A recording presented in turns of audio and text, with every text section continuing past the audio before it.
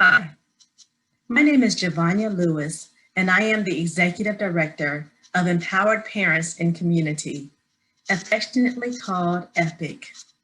The mission of EPIC is to dismantle systemic racial inequities through the intentional organizing of Black parents.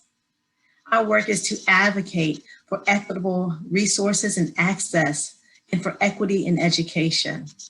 The way that we do this is through our program called PAAC, Parents of African American Children's Committee. This is an initiative that I began in 2016 in one school, and we have increased to 1/3 of Durham Public Schools in under 3 years. The work that we do with PAAC is to bring together PAAC leaders, PAAC chairs, and we share our motto of intentional parent engagement. We teach parents how to navigate the school system, and we discuss things such as the achievement gap, the opportunity gap, and what's led to those gaps, and how we can advocate to get better results for our children to close the opportunity gap. The reason that I EPIC and the reason that I believe in the work that's being done is when I see children that look like me and look like my children, it is important that they have access to every resource to grow, to survive, and to thrive. I just want to make sure that every child has the same access and opportunities as the next child, that we're closing the opportunity gap, and that we're making a difference in the lives of our children and our future. That is why I EPIC, and I hope that you will join me. Okay. Okay, great. So I want to just start off by welcoming everybody tonight to the PAAC interest session for Southwest Elementary. My name is Charity Gunn, and I am the Senior Program Strategist with EPIC. If for anybody who has just joined us, I've asked everybody to put their name and the grade level of their student in the chat and something that is bringing them joy today. This is also our agenda. I will be taking you on a journey about what and why PAAC is, the PAAC mission, values, and the core and the vision, the PAAC foundation, the process, the impact, and what PAAC Durham is. And then also we'll talk about what it looks like, next steps of joining us on our journey and what membership looks like. And there will be time, like I said, at the end for some Q&A. So when PAAC was started about 5 years ago, it started at an elementary school that became our focus school, which really just means that there was an achievement gap that had been longstanding at that school, and it was continually getting wider. And the focus school with that title was they actually get extra funding based off that achievement gap. And so when PAAC started, our director was kind of just looking at some of the things that were happening in the school. So the school had become a magnet school where there was a diversity initiative that went from 30-30-30, but she realized that there was still a lot of imbalance and the school was a little bit segregated. So the picture to the right of all the children is kind of what the school's diversity or demographics look like. But the picture all the way to the left is a representation of what the school staff looked like. And so what was uncovered in this focus school was they realized that there was a lot of the teaching demographics did not match the student demographics, which, left room for potential issues of implicit bias. And there was disparities in the rigorous curriculum and AIG identification. The picture that I just put up is one of an academic club, which really, again, is not representative of the school, the diversity in the school. And so when we talk about why PAAC, we really just, when we talk about why PAAC and the things that were uncovered, especially even in the disparities in rigorous curriculum, our director was having a conversation with a white parent, and that white parent was sharing that they were talking to the AIG coordinator, and the AIG coordinator, said, if your daughter doesn't get the score she needs, then she will get some nurturing to help her get where she needs to be. And the same conversation that the AIG coordinator was having with the the Black parent was basically around, if your student fails, then he'll have to retake the school, he'll have to wait a year to retake the test. And so it's just that level of implicit bias, and there is that mindset of, there's this disparity mindset for the Black child, and then while there's a growth mindset for the white student. And so, that's something that was really uncovered when we were talking about forming PAAC and kind of the foundation of the why. And so most people know that PAAC is a subcommittee of the PTA, but it doesn't necessarily have to be. Any school can form, or school club can have a PAAC as long as it has a teacher sponsor. But we really do, most of our schools we are a subcommittee of one's PTA. And so, as a PTA subcommittee, we find that we really align on in our missions as organizations of advocating for the education and health and safety and success of all children. And, even at PAAC, we really do the same thing. We take an intentional focused advocacy towards the achievement and success of Black children. And one of the benefits of PAAC is that there is a lot of power in affinity groups. And then we also just offer a safe and intentional place for Black parents or parents of Black children to just really kind of talk and share and connect. Looking at options for school, or thinking about, was I going to keep him in public schools or do something else? One of the things that was a constant question for the school administrators and the teachers, et cetera, was how, in the context of, once again, the rigor of the curriculum and enabling students to kind of be their best selves wherever they are, what's kind of in place. And I do think sometimes implicit bias can take the form of, whether it's not necessarily pushing children or challenging them, because, my son was in a program where he was really starting to read at 4. And so one of my questions was, how will we enable, when he starts school, to continue to kind of push him along in that capacity? And so I have a Black male child, and I am that mother who will keep my eye and my pulse on what's going on, and you will see me in the classroom, so that ideally it doesn't, you think twice before you come for my child. Right. No, I understand that. And I do think that is a question, and that is something that, when we talk about why PAAC is formed, I do think that has been the experience of some parents. Even our director, I think she experienced that as well when one of her children were in elementary school, and just kind of realizing that her child was being sent to the principal's office a lot, but just based off of normal child behavior. But again, it's that implicit bias of, Black children's behaviors are seen a little bit more aggressive over their white counterparts, and just being able to actually have that conversation and bring awareness around that issue, is something that we are really intentional about helping and empowering parents to do. So I do think that I appreciate that perspective, and definitely is something that we are intentional and is at the forefront of our brain. Right. Is there any other parents that would like to share, or really can share some of the things you guys are specifically looking for from Southwest, or some common themes that you feel like the school system would get behind for children of color? And I think for me, I have a Black son who also has special needs, and he is in a self-contained classroom. And, for me, it's making sure that he is highly verbal, and that's confusing to people because he's in a self-contained classroom, but can carry on a conversation with you. And if you don't know him, you don't realize that he may not understand half of what he's speaking.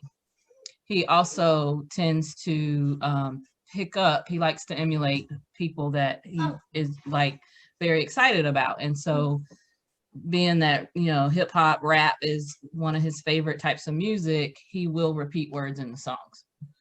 And so his first couple years at Southwest, it wasn't a huge issue, but there was definitely a different response from some of his language delays and understanding what he was saying and immediately assuming that what he's saying is either a bad word or a negative word. An example is ninja. He likes ninjas because he likes fighting and karate, and just he's a boy. But the teacher immediately decided that he said the N-word. He fortunately has an amazing teacher now. She is a Black teacher, and she's just wonderful. She understands his needs, and she knows how to respond to his needs and how to manage some of that stuff. But for me, that's the big concern for me, is having a Black kid in a school setting and knowing that right off gate, all they see is the Black kid first. And they don't understand what his disability. And so they're going to respond to him as a Black kid first, who may or may not have some behavior issues. And then the disability gets lost in that. Right. And so just making sure that I have a voice, or that I'm a part of a group or team that has a voice, so that, you know, as we move through elementary and get into middle school, that is something that we're working with. Right. Okay, I think then, so it sounds like two common themes that I'm hearing is that we just really want, you know, the staff to be culturally, you know, competent and understanding of, you know, Black people's culture, and the culture that our kids experience and what we come from, you know, and then also it sounds like, you know, about the disciplinary, you know, disciplinary actions, I guess, or just asking questions first versus automatically assuming that our child is being bad. And I think that that goes back to that, you know, disparity versus growth mindset, and just even that, or just checking your implicit bias. And so that sounds like some of the themes that maybe, you know, PAAC could help parents organize around and really collaborate with the school on getting some of those things taught and understood and on the table when we're having these conversations. Would anybody else like to share or have anything that they would like to add?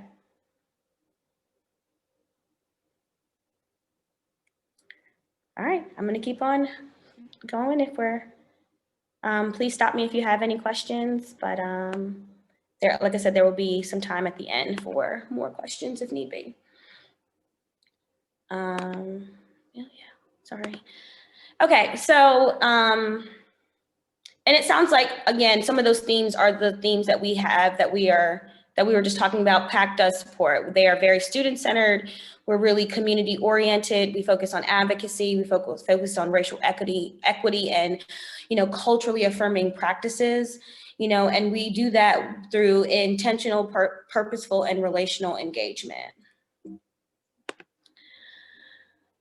So the way that we start to, you know, build a PAAC, we really are intentional about, you know, laying the groundwork, or acknowledging that all parents, you know, ultimately have what's best, what's best for their kid in mind.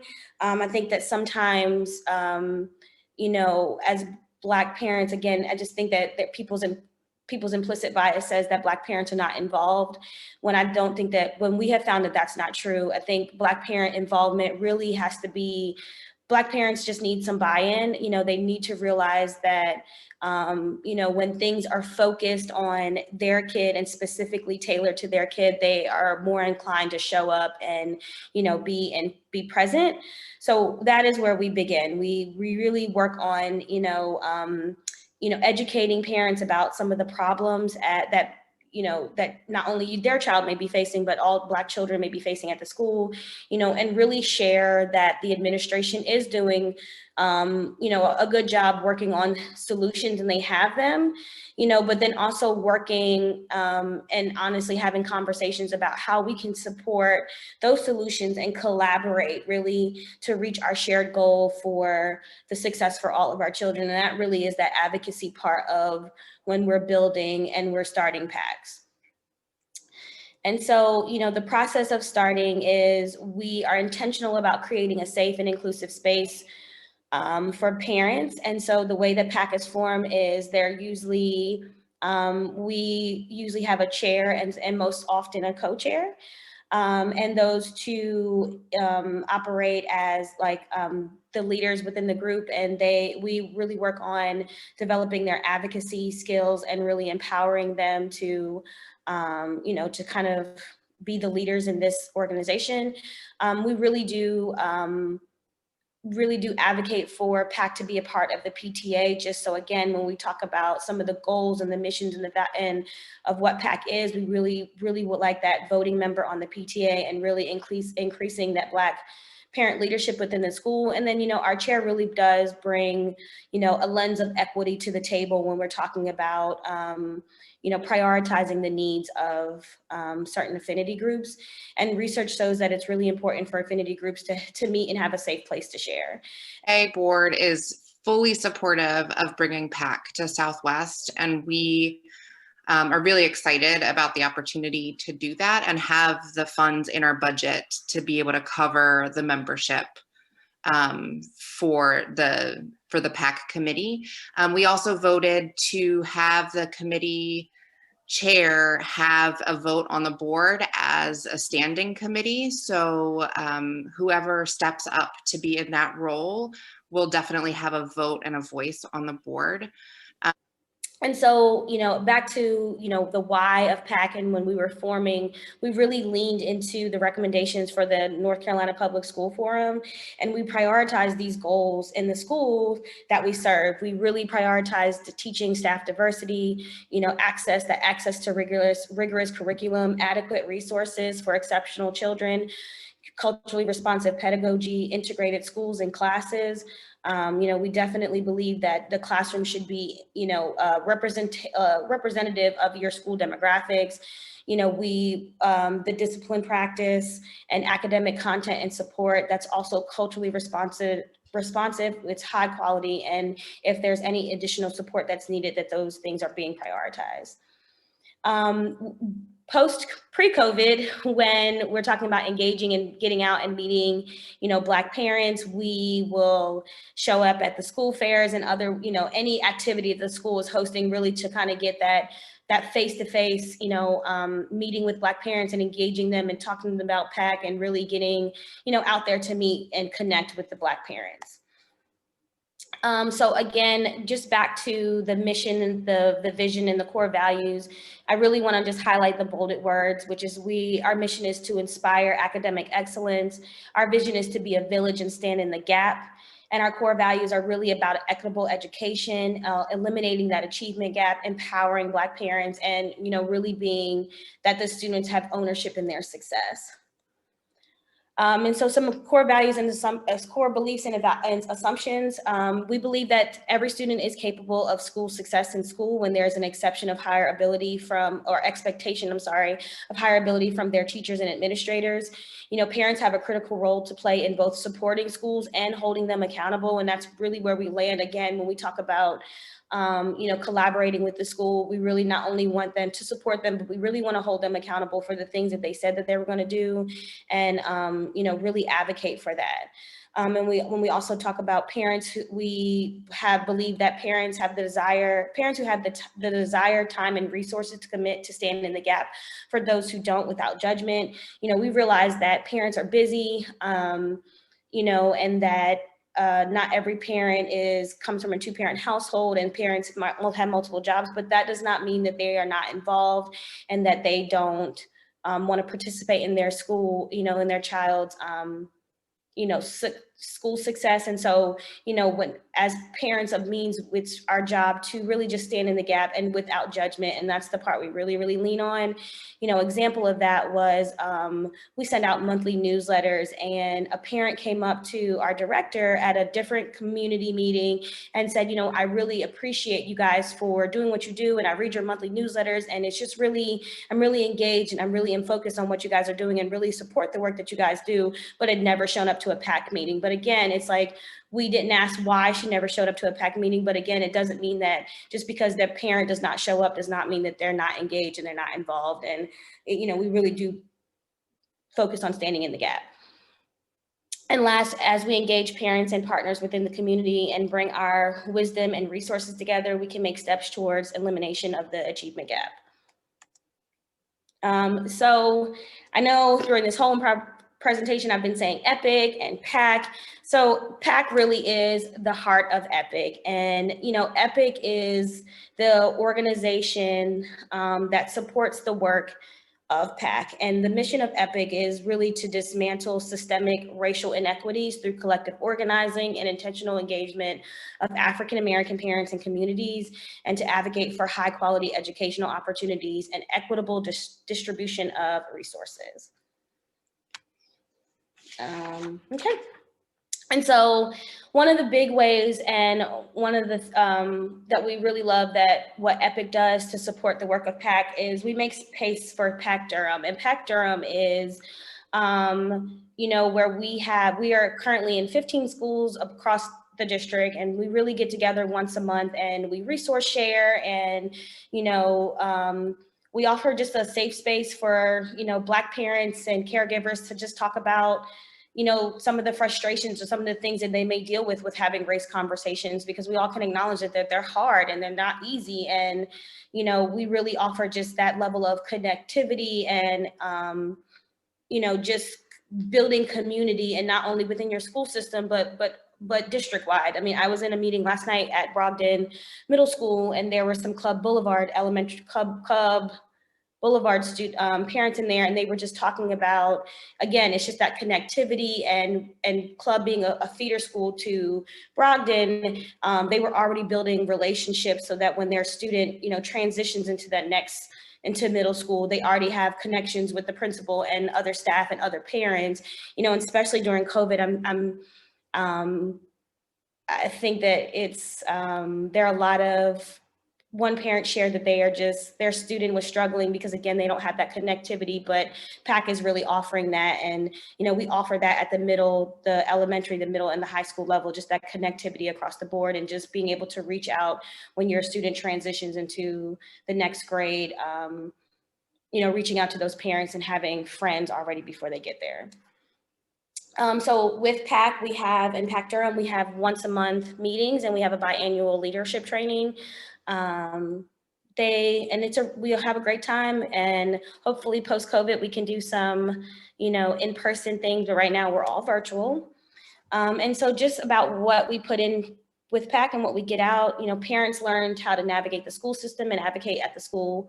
Parents and guardians become educated and prepared for leadership roles and change agents in the school system. Parents and guardians advocate at the district level for systemic changes. One of the ways that we did that this summer was we had some PAAC parents write a letter and talk about really getting out there and getting the devices one-to-one, and really having serious conversations with some, you know, district and school board employees about making sure that not only is there one-to-one, but that those things are getting distributed in an equitable fashion. You know, they had a petition or an advocacy letter, and they had over 500 signatures. So that's definitely what, you know, we advocate for, and we really do as PAAC. And then what we get out is that parents feel less isolated and more supported. Parents and guardians have more knowledge about systemic oppression and disparities. Parents become empowered to address oppressive practices and disparities, and students positively impacted based on parents having impact at school-based decisions, curriculum, and culturally responsive programs. some of the influence that we just have just at the elementary level. We have guest speakers. We partner with Bump the Triangle and organizations like Village of Wisdom and We Are. You know, there's a lower elementary mystery reader, upper elementary lunch bunch, lower elementary class ambassador. And we also have contributed to the Media Center to increase culturally responsive books. Our influence at the middle and high school level is, you know, we've seen some of the greatest outcome or turnout of Black parents at PTA events. There's bonding among our students. We have had formation of Black student unions at some schools. There's the curriculum efforts of backing with the PTA. You know, one of the schools had one of the books that they started to read was The Hate You Give. And I don't know if anybody saw that, but it's definitely started some really great conversations and tough conversations that parents were having and the school was having within the classroom about, you know, just racial inequities in our life and in society and the world. We have increased participation on the school improvement teams, again, more guest speakers, and just, again, that connectivity with parents. So now to the fun part when we talk about joining us on this journey. You have access to, you know, the organization of EPIC, which we really work on leadership development, and we empower to increase understanding of root causes of the achievement gap. We empower families with knowledge to advocate for accountability and change. You know, in the execution phase of what we do, we provide leadership training, increase advocacy with the broader systemic structure, and we advocate at the district level and at school board meetings. And, you know, we really talk about, go back to that accountability piece. We really want to increase Black parent leadership and hold the district accountable for closing the achievement gap. And absolutely, sorry for the delay there. Hello, everyone. I'm Will Kizzy. I'm actually the PAAC chair for Githens Middle School, and also have a second grader at Southwest. So in regard to PAAC membership, again, it's a great organization. You're going to have a lot of individuals there within PAAC and also other groups that will, you know, help you along the way, whether it's leave her alone, bro, please. With through We Are, through Village of Wisdom, other groups. There's a lot of support and a lot of networking that goes along with this, as well as, you know, you'll definitely have definitely should have the support of your PTA, your principal, administration, and staff there to work with you to, you know, work toward goals. Because there, I mean, and like Charity mentioned, it is a lot of work, but it's, you know, it can be fun work, and, you know, it's work with a purpose. So definitely it's worthwhile. And if there's anyone that has any questions in regard to, you know, the process or, you know, what's involved, definitely don't hesitate to reach out to me. I can include my email address, and we can definitely talk and get together. And, you know, if we can definitely, you know, if we can get a PAAC over at Southwest, you know, I do plan to, you know, help out as much as I possibly can with things there. And, you know, also to kind of be, you know, a bridge for any families who would be moving from Southwest to Githens in future years. I do have a 7th grader over at Githens, so I should be there, you know, through next year, and then, you know, possibly pass the torch from there. But if there's anything that I can do in any way to help, I'm all for it, and definitely willing to share any tools and things that I can provide. Typically through the course of a month, you figure that, you know, you'll have your routine PAAC meeting at the school once a month, usually for about an hour, maybe an hour and a half, give or take. Your PTA meeting, again, about an hour to an hour and a half.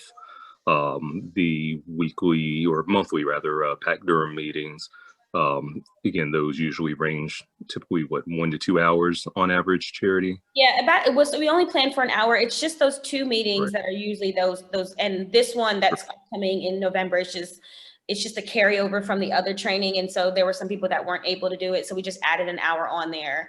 But the people that attended the 4-hour training don't even have to attend for only an hour. So it really varies, but it sounds like about 3 hours monthly. It sounds like they're also having a PTA meeting, and the PTA is in support of this. So maybe we can just, if y'all can just maybe tell me or email me, I put my email in the thing maybe by Monday, and then I will share it with the PTA board, and I have your email, and I'll send an email to Austin and let them know who's gonna chair it, and then we'll talk about, next steps, which, again, EPIC is here to help you guys kind of come up with common themes and come up with planning of what your meeting looks like and, what needs to happen for you and your children, for your student. Does that work for everyone? Yeah, all right. Well, guys, that is all I have for today. I do want to thank you guys for being here. I don't know if everybody feels the way that I feel, but it's been a long and kind of stressful and week. And so I'm waiting to just figure out who's the next president of the United States. So I do thank you guys for taking the time to be here and showing up, and, and I wish peace on everybody. Protect your peace.